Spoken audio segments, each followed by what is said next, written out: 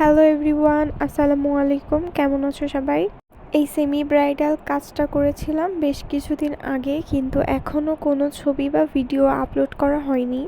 Bridal বা নন bridal কাজের থেকে আমি সেমি ব্রাইডাল কাজটাতেই বেশি স্বাচ্ছন্দ্য বোধ করি, কারণ সেমি ব্রাইডাল মেহেদির ডিজাইনে হাত সম্পূর্ণ ভরেও যায় না, আবার একদম ফাঁকাও থাকে না।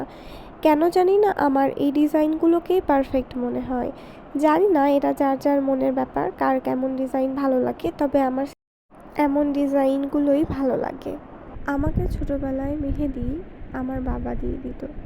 কথাটা শুনতে অবাক লাগলেও এটাই সত্যি। মামুনি তেমন একটা আর্ট করতে পারতো না, কিন্তু তাও পারতো কোনো মতো। বাবা আমাকে যে আর্টগুলো করে দিত সেগুলো আসলে অনেক ইউনিক হইতো।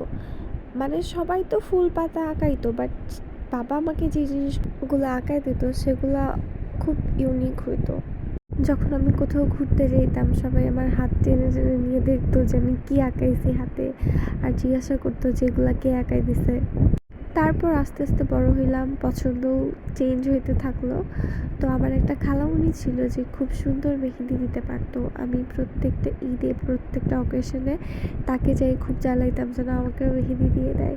তো সে আমাকে মেহেদি দিয়ে দিত আর বলতো, একদিন তুইও অনেক ভালো মেহেদি দিতে পারবি, তখন আর আমার থেকে তোর মেহেদি নিতে হবে না, তখন তুই নিজেই নিজের পছন্দ মতো ডিজাইন করতে পারবি।